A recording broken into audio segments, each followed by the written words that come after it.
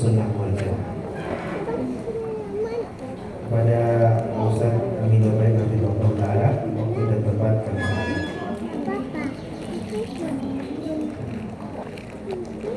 Assalamualaikum warahmatullahi wabarakatuh. Alhamdulillahirabbil alamin. Wassalatu wassalamu ala asyrafil mursalin nabiyina wa maulana Muhammadin wa ala alihi wa sahbihi ajma'in. Wa asyhadu an la ilaha illallah wahdahu la syarika lah. Wa asyhadu anna Muhammadan abduhu wa rasuluh sallallahu alaihi wa ala alihi wa sahbihi wa man tabi'ahum bi ihsan ila yaumiddin. Alhamdulillah, puji syukur kita haturkan kehadirat Allah. Di kesempatan pagi hari ini kembali kita melanjutkan kajian rutin dengan membaca buku akidah, prinsip akidah Ahlussunnah wal Jamaah yang ditulis oleh Ustaz Fadil Yazid bin Abdul Qadir Al-Jawaz rahimahullah ta'ala wa ra'ah. Dan insyaallah kita akan masuk bab 5. Judul bab 5 sama dengan judul bukunya, yaitu prinsip-prinsip akidah Ahlussunnah. Pertama yang perlu kita pahami bahwa ajaran agama bentuknya beragam. Ada dalam masalah ibadah, ada dalam masalah muamalah, ada juga dalam masalah akidah. Dan bagian dari bukti kesempurnaan ajaran agama ini, semua bentuk ajaran agama tadi punya prinsip yang lengkap. Dalam masalah ibadah ada banyak sekali prinsip-prinsip ibadah. Muamalah juga demikian. Dalam masalah adab dan akhlak juga demikian. Apalagi dalam masalah akidah. Yang ini mungkin tidak kita jumpai pada ajaran yang lain. Sehingga ketika kita belajar akidah-akidah yang lain, ada banyak sekali bagian yang tidak jelas. Karena semua yang dirancang oleh manusia pasti ada banyak sisi kekurangan. Sebagai contoh, akidah Kullabiyah, Maturidiyah, akidah Ahlul Kalam, dan Mu'tazilah dan seterusnya, Jahmiyah, itu prinsipnya sangat tidak lengkap. Dalam arti masih meninggalkan banyak sekali pertanyaan. Berbeda dengan akidah Ahlussunnah wal Jamaah, demikian lengkap sehingga dalam urusan keyakinan Ahlussunnah wal Jamaah punya pegangan. Kalau keyakinan itu nggak ada pegangan, akan sangat sensitif dengan keraguan. Sehingga misalnya ada akidah yang mengatakan hadis ahad tidak bisa jadi dalil dalam masalah keyakinan. Lalu kemudian rinciannya bagaimana? Bingung, karena cuma kaidahnya sampai di situ. Hadis ahad tidak bisa jadi dalil dalam masalah keyakinan. Muncul pertanyaan, azab kubur itu anggaplah hadis ahad. Tapi kenapa ketika kita sholat kita berdoa, Allahumma inni a'udzubika min adzabil jahannam min adzabil qabr. Dan doa ini doa yang sahih. Bagi mereka doa ini diterima karena doa ini ada pada amaliyah, ada pada amalan. Dan amalan itu urusan fikih. Maka kalau urusan fikih hadis ahad diterima. Kalau urusan akidah hadis ahad tidak diterima. Akhirnya enggak sinkron. Ketika sholat kita baca, tapi tidak boleh diyakini. Sehingga kamu boleh mengucapkan Allahumma inni a'udzubika min adzabi jahannam wa min adzabil qabri, tapi kamu tidak boleh meyakini ada azab kubur. Karena sebagian mengatakan azab kubur itu sumbernya hadis ahad. Termasuk juga mereka yang menolak keberadaan Dajjal. Mereka mengatakan hadis tentang Dajjal adalah hadis ahad. Tapi mereka menerima bahwa Allah Subhanahu wa ta'ala bahwa dalam doa akhir salat wa a'udzubika min syarri fitnatil masih ujian. Maka di saat kita baca dalam posisi yang sama tidak boleh diyakini. Jadinya gimana? Membingungkan. Ada akidah ahlul kalam yang tidak boleh meyakini Allah di atas. Mengatakan Allah di atas berarti sama dengan menyamakan Allah dengan makhluk, melakukan tasbih atau melakukan tamthil.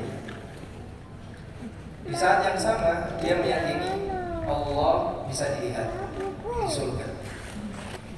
Asy'ariyah itu meyakini Allah bisa dilihat di surga. Tapi Asy'ariyah paling anti mengatakan Allah di atas. Akhirnya mereka kebingungan untuk mensinkronkan bagaimana meyakini Allah bisa dilihat, tapi tidak boleh meyakini Allah di atas. Karena yang namanya melihat itu pasti ke arah tertentu. Namanya melihat itu pasti ke arah tertentu. Kalau Allah tidak berada di atas, terus orang yang melihat Allah di surga bagaimana? Ya pokoknya melihat tapi tanpa arah. Melihat tanpa arah. Gimana melihat tanpa arah? Melihat itu pasti akan mengarah pada arah tertentu. Baik. Dan alasan mereka kenapa tidak boleh mengatakan Allah di atas, karena ketika mengatakan Allah di atas, Allah itu membutuhkan arah atas, atau Allah dilingkupi dengan makhluk. Dan alasan ini tidak benar. Karena begini, matahari di atas bumi. Ya, betul dari bawah. Matahari di mana? Di atas bumi. Kalau kita mengatakan matahari di atas bumi, apakah matahari butuh bumi? Matahari di atas bumi itu apakah matahari butuh bumi? Tidak. Sehingga kita mengatakan matahari di atas bumi bukan berarti matahari butuh bumi. Berarti matahari ada arahnya, ya jelas. Karena segala sesuatu yang wujud dia ada arahnya. Arah dalam arti arah perbandingan posisi. Sehingga makhluk itu di mana? Di bawah.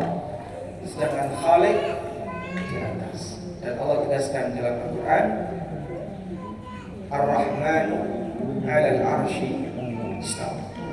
Ar-Rahman berada di atas arsy, beristiwa di atas arsy. Allah Subhanahu wa taala berfirman, "Aamintum man fis sama." Apakah kamu merasa aman dengan zat yang berada di sama, di atas?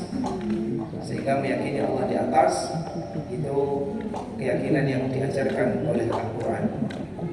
Baik, dan masih banyak contoh yang lain. Makanya kita bersyukur kepada Allah Ta'ala ketika Allah jadikan kita sebagai Muslim Ahlus Sunnah. Itu nikmat yang luar biasa, karena Ahlus Sunnah mereka adalah orang yang qanaah dalam beragama. Qanaah dalam arti mencukupkan diri dengan pemberian Allah dan tidak mencari dari yang lain. Yang tidak qanaah dalam beragama itu nyari tambahan yang lain, nyari dari logika barat, nyari dari filsafat Yunani, nyari dari yang lain. Itu tidak qanaah. Tapi orang yang qanaah, Allah ngasih ini baik, ini cukup, mencukupkan diri dengan apa yang diberi oleh Allah Ta'ala. Qanaah artinya apa? Menerima yang bantu, menerima apa yang dikasih. Allah ngasih kita agama. Sudah? Maka kalau kita orang yang qanaah dengan agama adalah terimalah pemberian dari Allah Ta'ala dan jangan mencari dari yang lain. Kalau dia merasa nggak cukup dengan itu, dia akan mulai dari yang lain. Nyari dari Injil, nyari dari Taurat, nyari dari kitab Dharma Gandul, nanti dari apa lagi. Sehingga dia nyari-nyari dari yang lain. Baik, sekarang kita akan baca mulai halaman 47. Bismillahirrahmanirrahim. Bab yang kelima, prinsip-prinsip akidah Ahlussunnah wal Jamaah. Ahlussunnah wal Jamaah berjalan di atas prinsip-prinsip yang kokoh dan jelas, baik dalam keyakinan, amal dan perilaku. Prinsip-prinsip ini diambil dari kitab Allah dan sunnah Rasulullah SAW yang sahih, baik mutawatir maupun ahad, serta dengan pemahaman seluruh umat dari kalangan sahabat, tabi'in dan orang-orang yang mengikuti mereka dengan baik. Prinsip-prinsip ini telah dijelaskan oleh Nabi SAW secara lengkap dan tidak boleh seorang pun mengada-adakan sesuatu berkenaan dengannya dan menyangka bahwa itu termasuk agama. Karena itu, Ahlussunnah wal Jamaah berpegang teguh dengan prinsip-prinsip ini, menjauhi lafaz-lafaz yang diada-adakan dan komitmen dengan lafaz-lafaz yang syar'i. Baik, insya Allah jelas ya. Jadi prinsip Ahlussunnah sumbernya apa? 1. Al-Quran. 2. Hadis Nabi SAW. Yang ketiga, pemahaman salaful ummah, pendahulu umat ini, yaitu para sahabat di kalangan tabi'in maupun tabi'in dan yang mengikuti mereka. Selanjutnya, Agama Islam. Ahlussunnah wal Jamaah mengimani bahwa agama Islam adalah agama yang hak, yang benar, yang dibawa oleh Nabi Muhammad SAW. Islam adalah berserah diri kepada Allah dengan cara mentauhidkannya, tunduk patuh kepadanya dengan melaksanakan ketaatan atas segala perintah dan larangannya, serta membebaskan diri dari perbuatan syirik dan orang-orang yang berbuat syirik. Islam adalah satu-satunya agama yang benar dan yang diterima di sisi Allah. Allah Ta'ala berfirman, Inna dina indallahil Islam. Sesungguhnya agama di sisi Allah adalah Islam. Surat Al-Imran ayat 19. Rasulullah SAW bersabda, "Walladzi nafsu Muhammadin biyadihi, la yasma'u bi ahadun min hadhil ummati yahudiyyun wa la nasraniyyun, thumma yamutu wa lam yu'min billadzi arsaltu bihi wa lam yu'min billadzi ursiltu bihi illa kana min ashabihi." Demi Allah yang diri Muhammad berada di tangannya, tidak seorang pun dari umat ini, baik itu Yahudi maupun Nasrani, yang mendengar diutusnya aku Muhammad lalu dia mati dalam keadaan tidak beriman dengan apa yang aku diutus dengannya atau Islam, melainkan dia pasti menjadi penghuni neraka. Hadis dari sahabat. baik. Prinsip yang pertama, pemahaman tentang agama Islam. Agama Islam adalah agama satu-satunya yang benar, dan selain Islam salah. Boleh nggak kayak gini? Ngomong kayak gini boleh? Satu-satunya yang benar adalah Islam, selain Islam salah. Ngomong kayak gini boleh nggak? Wajib. Tidak cuma boleh ya, tapi wajib. Karena Allah katakan, Inna dina indallahil Islam. Sesungguhnya agama yang diterima di sisi Allah hanyalah Islam. Allah juga berfirman, wa may yabtaghi ghairal islami dinan falan yuqbala minhu wa huwa fil akhirati minal khasirin. Barang siapa yang mencari agama selain Islam tidak falan yuqbala minhu, maka tidak diterima. Wa huwa fil akhirati minal khasirin, dan nanti di akhirat dia jadi orang yang sehingga selain agama Islam di dunia dan di akhirat tidak diterima oleh Allah, dan orang yang menurut selain Islam akan jadi orang yang di akhirat. Baik, ini kan prinsip yang sederhana. Tapi ada orang Muslim yang ragu, nggak bisa kayak gitu. Kita sebagai makhluk Tuhan punya kedudukan yang sama di hadapan Tuhan. Maka kita tidak boleh merasa lebih benar dibandingkan makhluk yang lain. Salah tuh? Salah tuh benar? Salah. Kambing juga makhluk Tuhan,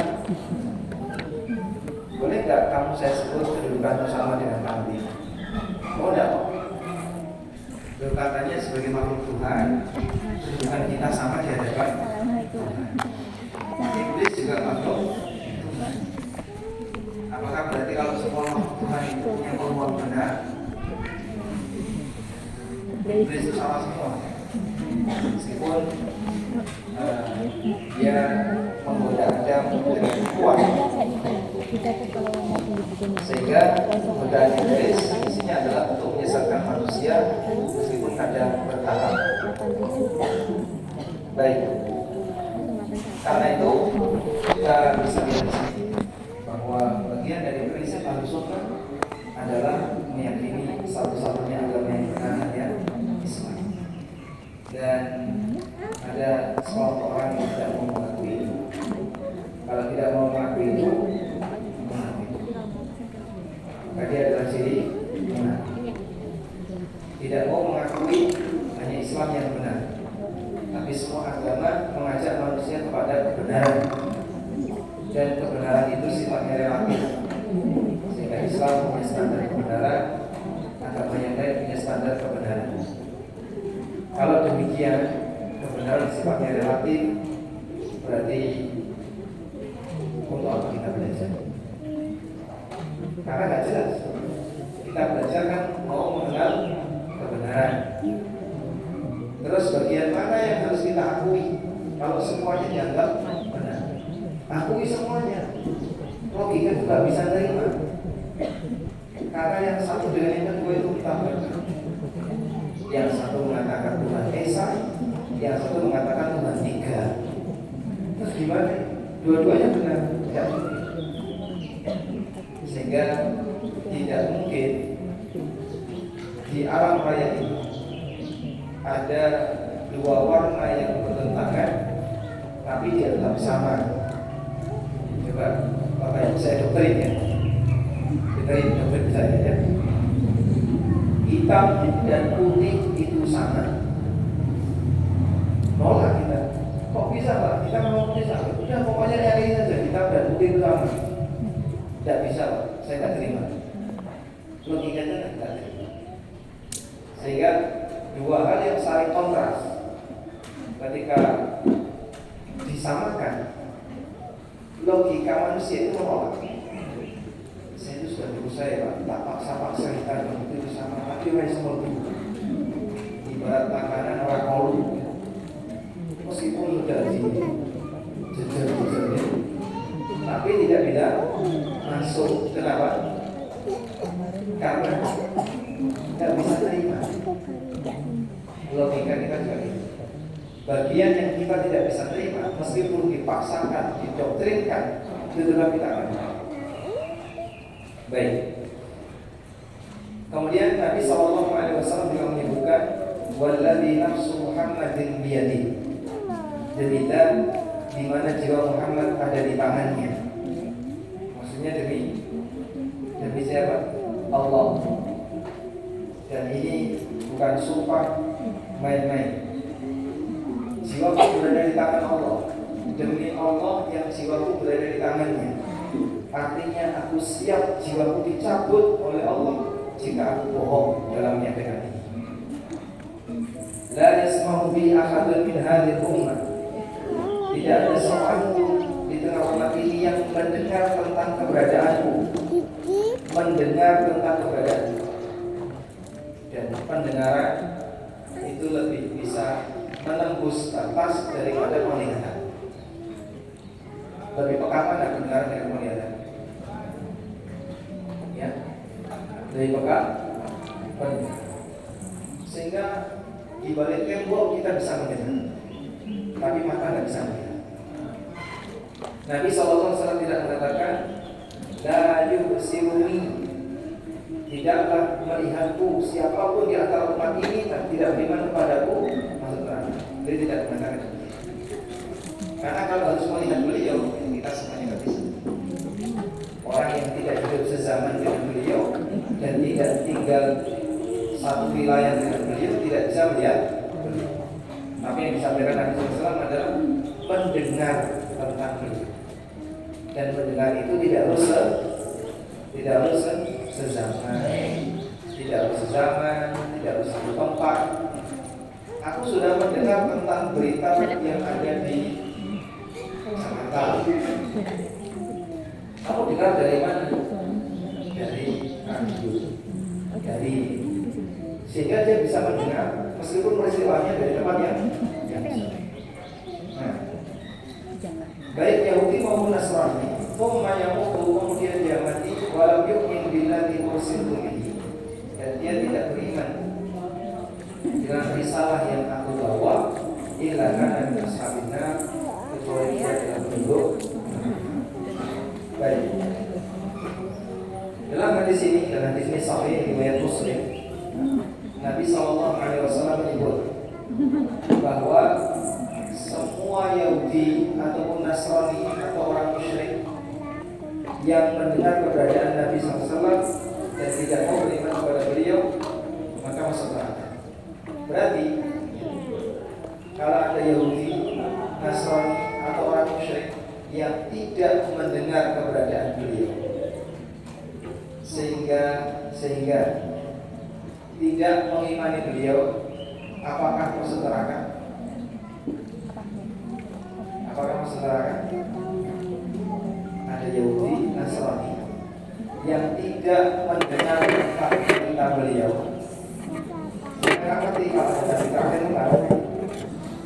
Artinya agama Tuhan ini. Itu HP. Dia nggak ngerti tentang keberadaan Nabi terakhir, sehingga tidak beriman kepada beliau, maka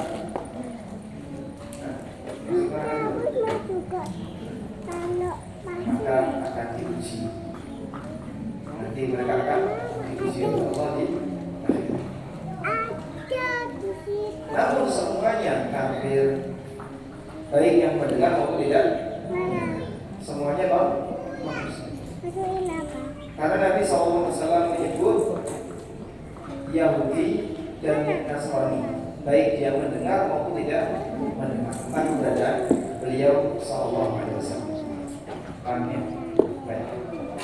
Sehingga misalnya ada orang yang tinggal di pelosok daerah Hutan, negara yang dekat dengan Himalaya ya, negara dekat Himalaya. Di daerah hutan ini dia sama sekali tidak pernah mendengar tentang dakwah Islam. Menurut dia apa yang ada di depannya, sehingga dari lahir sampai tua sampai mati dia hanya melihat satu agama, yaitu Buddha. Kan atau Myanmar atau pedalaman Kamboja kemana, sama sekali dia tidak pernah mendengar berita tentang keberadaan kita. Sekarang ada banyak fasilitas alat komunikasi. Kalau dulu di masa sebelum ada telepon, sebelum ada aneka fasilitas komunikasi, bisa jadi ada orang dari lahir sampai mati tak mengerti sama sekali tentang Islam.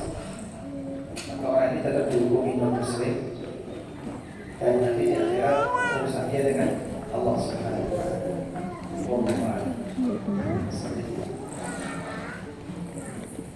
Rukun iman.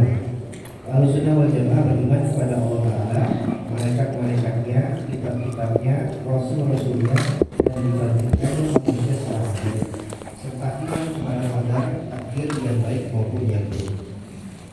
Allah Ta'ala berfirman, laisal birra an tuwallu wujuhakum qibalal masyriqi wal maghribi walakinnal birra man amana billahi wal yawmil akhir wal malaikati wal kitabi wan nabiyyin.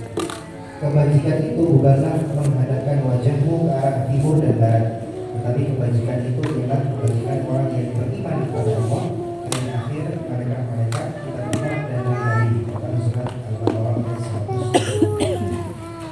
100. Adapun tentang qadar, Allah Ta'ala berfirman, inna kulla syai'in khalaqnahu biqadarin. Sungguh kami menciptakan segala sesuatu menurut ukuran. Dalam surat Al-Mulk ayat 49. Ketika Rasulullah SAW bertanya tentang iman, beliau menjawab, al-imanu an tu'mina billahi wa malaikatihi wa kutubihi wa rusulihi wal yawmil akhir wa tu'mina bil qadari khairihi wa syarrihi. Iman itu adalah engkau beriman kepada Allah, malaikat-malaikatnya, kitab-kitabnya, rasul-rasulnya, dan hari akhir, serta beriman kepada takdir yang baik maupun yang buruk.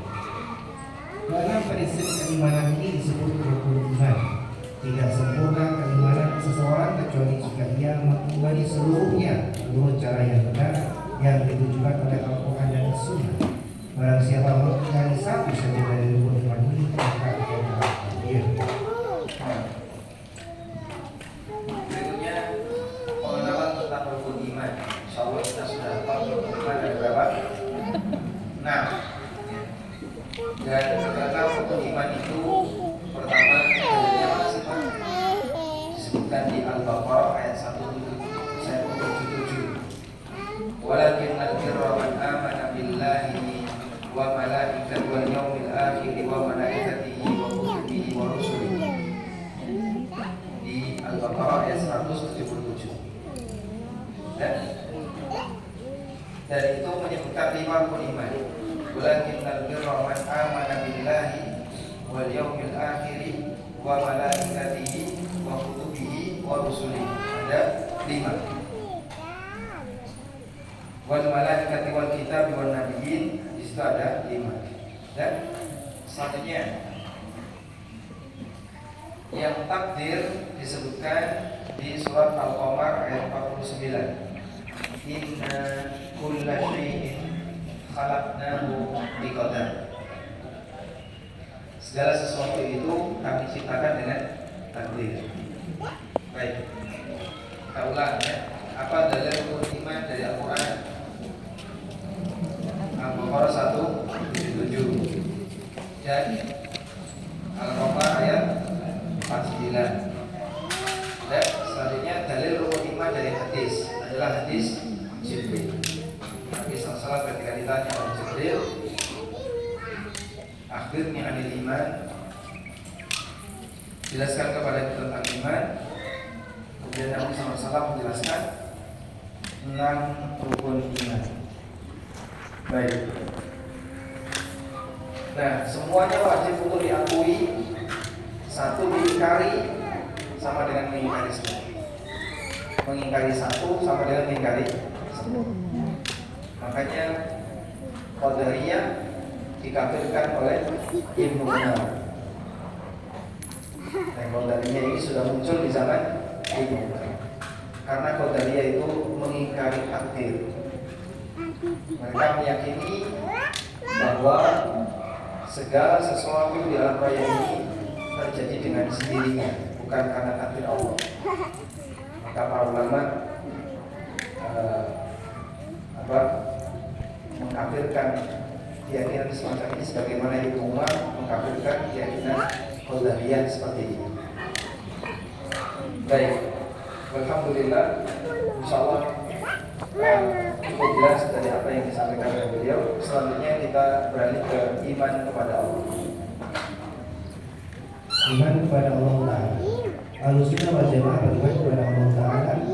Iman kepada Allah Ta'ala artinya meyakini dengan keyakinan yang teguh yang tidak dihinggapi keraguan bahwa Allah Ta'ala adalah Rabb segala sesuatu dan yang menguasainya. Meyakini bahwa hanya Allah lah yang berhak diibadahi dengan menyempurnakan kecintaan, kehinaan dan ketundukan kepadanya. Serta meyakini bahwa Allah disifati dengan sifat-sifat yang sempurna. Hanya miliknya nama-nama yang indah dan sifat-sifat yang mulia. Serta Allah Ta'ala disucikan dari segala aib atau kejelekan dan kekurangan. Iman kepada Allah Ta'ala mengandung 4 hal. Yang pertama, mengimani keberadaan atau wujud Allah Ta'ala. Yang kedua, mengimani rububiyah Allah Ta'ala. Yang ketiga, mengimani uluhiyah Allah Ta'ala. Dan yang keempat, mengimani nama-nama Allah yang indah dan sifat-sifatnya yang mulia. Baik. Sekarang coba dilihat di paragraf halaman 41. sebenarnya bentuk mengimani Allah itu bagaimana? Jadi ada bentuk mengimani Allah, ada objek yang diimani tentang Allah.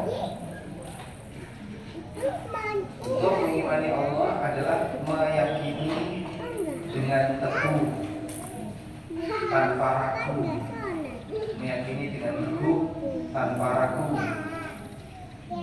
tentang Allah Subhanahu wa Ta'ala, sesuai apa yang Allah beritakan kepada dirinya.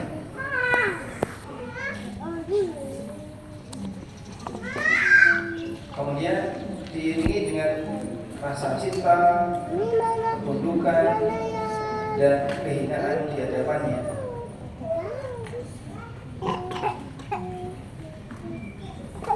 Serta diiringi dengan rasa cinta dan ketundukan. Jadi bentuk iman kepada Allah di samping yakin tanpa ragu, yang kedua adalah adanya rasa cinta yang diiringi dengan ketundukan. Karena puncak mencintai itu menyembah. Puncak mencintai itu menyembah. Maka orang yang beriman kepada Allah, dia akan menyembah Allah. Tapi kalau tidak mau menyembah Allah, berarti dia tidak mencintai Allah. Nah, kemudian objek iman kepada Allah ada 4 objek iman kepada Allah. Sasaran iman kepada Allah ada 4. Mulai dari mengimani keberadaan Allah, rububiyah Allah, uluhiyah Allah, dan nama serta sifat Allah. Ini kita harus bisa bedain. Apa sih bedanya antara keberadaan Allah, rububiyah dan uluhiyah Allah? Harus bisa bedain ya. Baik, sekarang kita tes. Berapa tes? Yang pertama,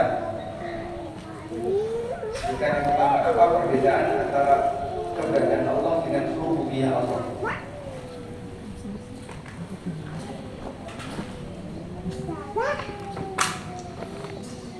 Apa perbedaan iman tentang keberadaan Allah dengan iman tentang rububiyah Allah?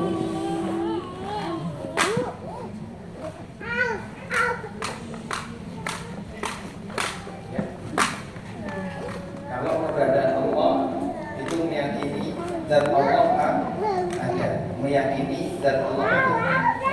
Kalau mengimani rububiyah Allah artinya meyakini Allah Ta'ala yang menciptakan, mengatur, memberi rezeki orang hambanya. Sehingga rububiyah Allah itu meyakini dan Allah itu punya perbuatan. Dan Allah itu punya perbuatan. Dan apa perbuatan Allah kepada makhluknya? Banyak sekali. Mulai dari menciptakan, mengatur, memberi rezeki, kemudian mendengar, melihat mereka, memberi pahala kepada mereka, memberi hidayah kepada mereka, menjauhkan dari hidayah kepada mereka, memberikan takdir kepada mereka. Banyak perbuatan Allah kepada kita. Itu semuanya adalah rububiyah Allah. Dan sekarang berikutnya, jadi begini ya. Anda punya HP, ini ilustrasi barang, tapi tidak boleh dibayangkan tentang Allah. Saya tahu ada HP di atas meja, dan HP itu tidak berfungsi. Berarti kita hanya melihat bendanya, tapi tidak mengakui fungsinya. Bendanya ada, tapi fungsinya ada, maka dia nggak bisa bekerja. Beda dengan ini, saya lihat HP berdiri di atas meja, berarti berfungsi nggak? Atau saya mendengar dari HP dari atas meja, mendengar, berarti HP ini berfungsi nggak? Berfungsi. Ya? Maka meyakini deringnya HP, otomatis meyakini keberadaan HP. Tapi meyakini keberadaan HP belum tentu meyakini fungsi HP. Paham? Baik. Meyakini zat Allah belum tentu meyakini rububiyah Allah. Tapi kalau sudah mengakui rububiyah Allah, sudah barang tentu meyakini zat Allah. Dipahami ya? Nah, sehingga mana yang lebih tinggi, mengimani rububiyah atau wujud? Kalau kita sudah mengimani Allah itu memberi rezeki, Allah yang mengatur kita, Allah yang menciptakan kita, dan seterusnya, dan kita mengakui itu, maka otomatis pengakuan kita itu menunjukkan kalau kita juga mengakui Allah ada. Bagian ini nggak perlu ditanya, karena pasti mengakui Allah Maha Kuasa, mengakui Allah yang memberi rezeki, tapi di saat yang sama dia tidak mau mengakui Allah ada. Ini jelas sama. Yang berikutnya, yang ketiga, apa beda antara rububiyah dan uluhiyah?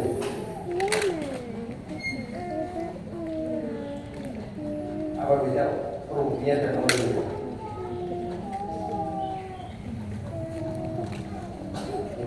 Hasil kerenangannya gimana? Kalau rububiyah tadi apa? Berkaitan perbuatan Allah. Kita mengakui perbuatan Allah kepada makhluknya. Kalau uluhiyah, kewajiban hamba kepada Allah. Sehingga tauhid uluhiyah adalah tauhid yang mengajarkan apa sih kewajiban kita kepada Allah. Ibadahnya kepadanya, berdoanya kepadanya, memohon ampunannya kepadanya. Karena satu-satunya yang memiliki itu semua adalah Allah. Allah yang paling berhak untuk diibadahi, Allah yang berhak untuk ditaati dan seterusnya. Baik, sehingga orang yang mengakui uluhiyah itu lebih tinggi lagi, karena dia mengakui saya wajib untuk menyembah kepada Zat yang menciptakan saya, maka dia lebih tinggi. Yang keempat, asma wa sifat. Nah, biasanya kalau sudah rububiyah uluhiyah, asma wa sifat gampang. Tinggal meyakini nama-nama Allah yang adalah Al-Quran maupun hadis Nabi Sallallahu Alaihi Wasallam. Baik. Dan semua nama Allah itu indah dan mulia, karena nama Allah Subhanahu Wa Taala mencerminkan perbuatannya. Wallahu a'lam. Selanjutnya tauhid rububiyah.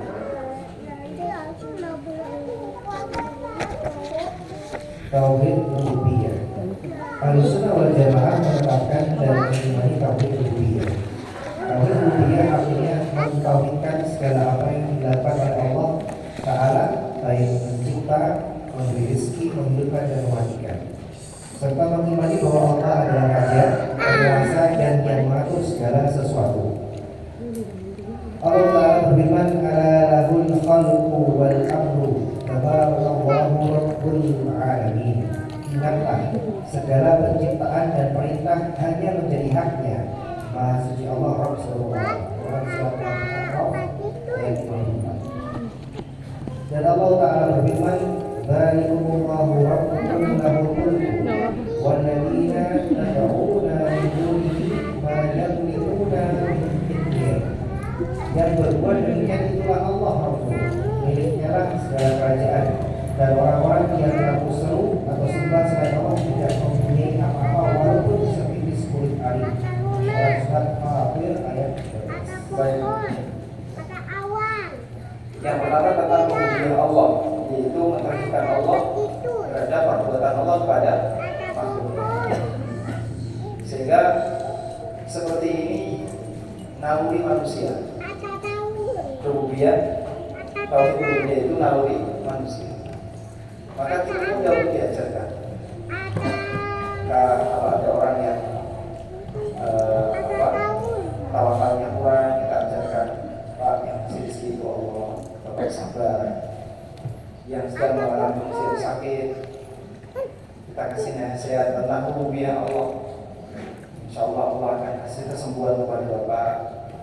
Bapak istighfar, banyak mohon ampun kepada Allah, semoga dosanya semakin banyak yang diampuni dan seterusnya. Jadi cukup mudah untuk mengajarkan masyarakat dalam mengajak mereka untuk melakukan Allah secara rububiyah. Allah Ta'ala berfirman, "Ala lahul khalqu wal amru." Al-khalqu dan amru itu milik Allah. Baik, fokus dulu ya. Mereka fokusnya berarti mau selesai. Saya taruh di tangan ini, Pak. Tidak mengulang. Bahwa ketetapan Allah itu ada dua. Pertama,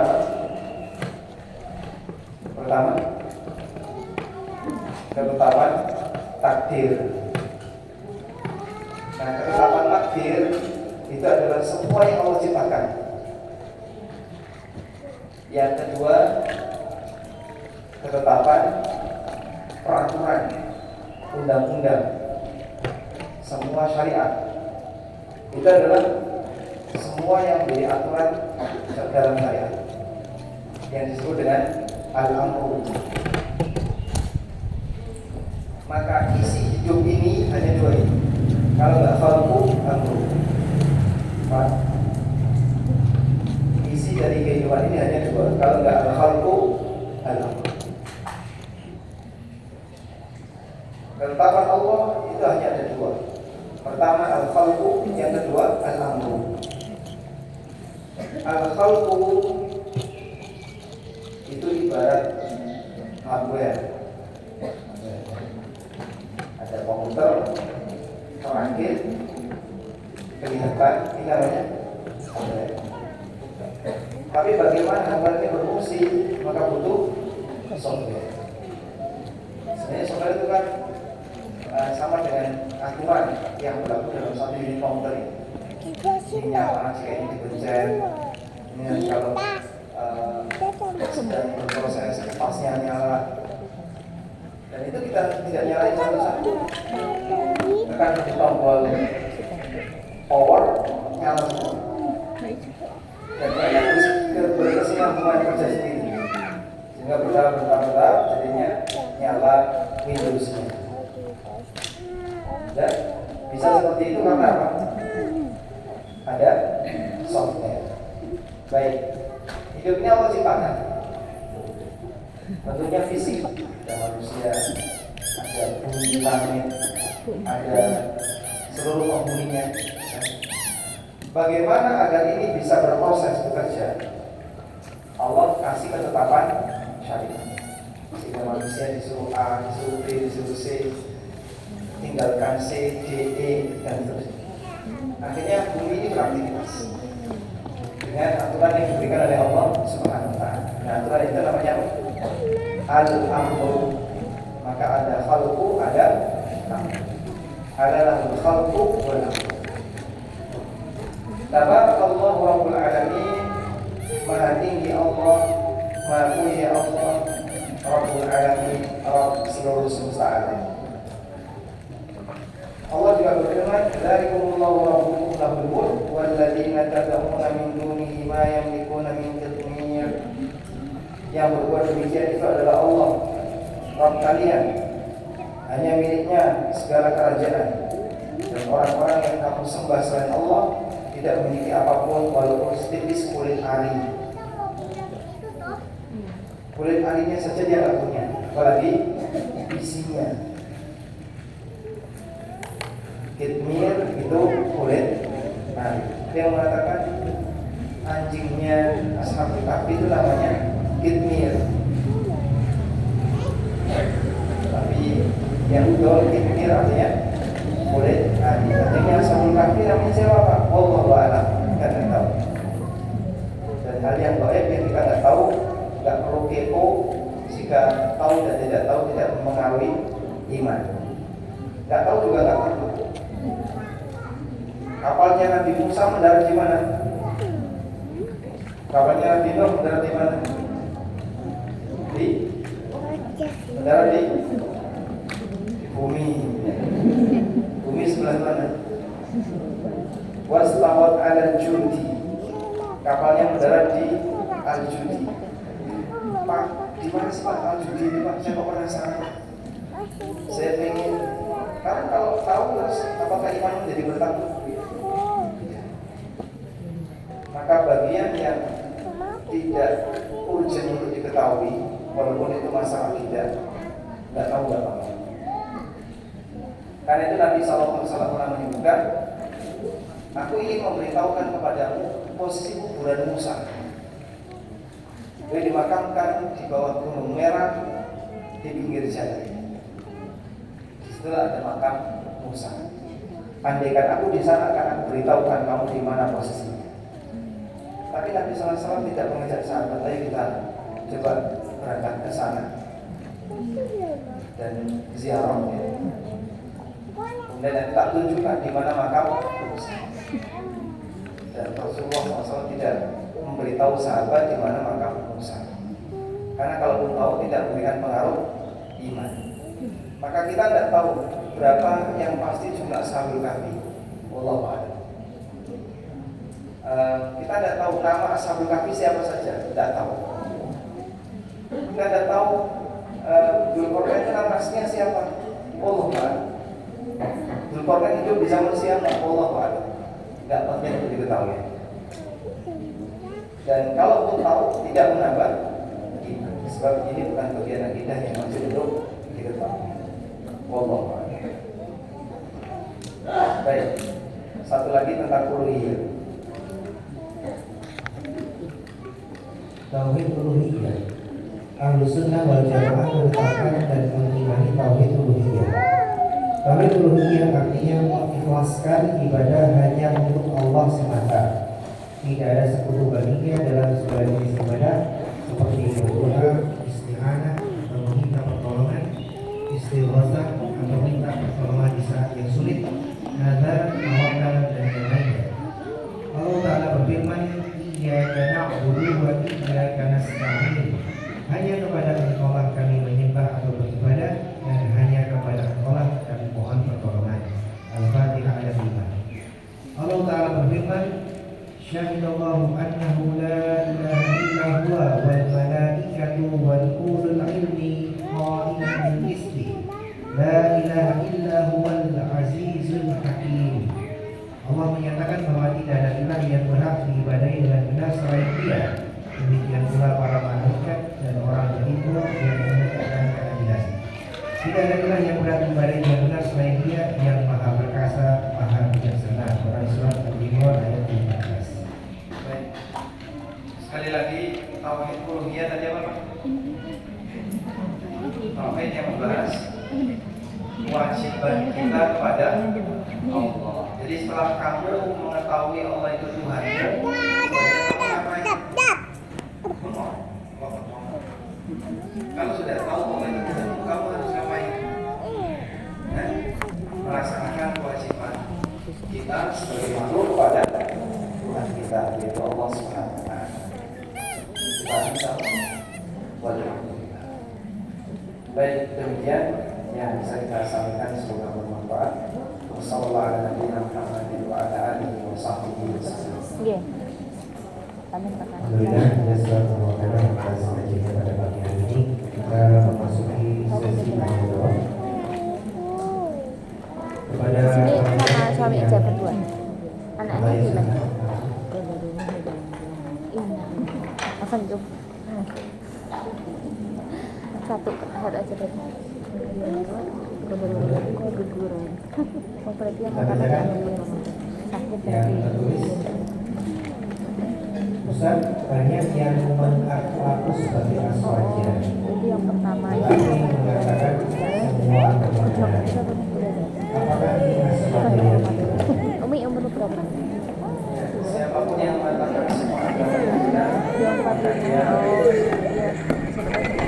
dia orang Anda menyaksikan penampilan Umi.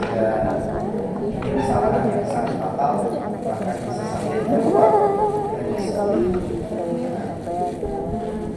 ya klaim itu bukti. Kalau semuanya klaim diterima, orang bisa saja mengklaim apa yang bukan. Nah, urusan dunia mungkin dia bukan yang bukannya, dalam urusan akhirat juga sama, dia bukan yang bukan. Oh itu sampai dari Bekasi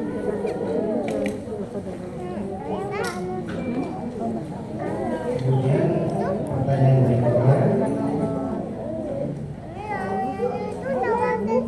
Bismillah Ustaz mau bertanya, adik saya sedang awal puasa Ramadan dengan niat puasa wajib dan sunat, dan ini sudah dilaksanakan. Yang saya tanyakan selama kali awal bulan benar, apakah tetap dilanjutkan atau perlu mengubahnya atau dibatalkan? Pertama, puasa wajib tidak bisa digabungkan dengan puasa sunnah. Saat kita puasa Ramadan 1 bulan, itu ketemu Senin Kamis berapa hari? Atau dilupani? keluarga juga ada. Di pas Senin Kamis gak kosong. Berapa hari? Minimal 8. Kita ketemu Senin Kamis minimal 8 hari. Boleh nggak Pak saat puasa Ramadan kan 14 Senin Kamis 8 hari? Sekalian aja niatnya puasa Senin puasa Kamis. Tidak bisa. Ada sedang puasa wajib sehingga dalam posisi ini Anda tidak boleh berniat puasa. Maka demikian pula ketika qadha itu melaksanakan puasa pengganti Ramadan, sehingga dalam hal ini tidak diiringi dengan puasa sunnah. Meskipun jika Anda kerjakan di waktu yang afdal, pahalanya sendiri bisa memang dikerjakan di tanggal 1 sampai 9 Dzulhijjah. Tapi jika bekerja waktu berapa? Banyak beribadah termasuk maka sebagai sahabat sebagai Tuhan Allah berlaku, beliau ketika ngomong itu sengaja ditaruh di tanggal 1 sampai 9 Dzulhijjah.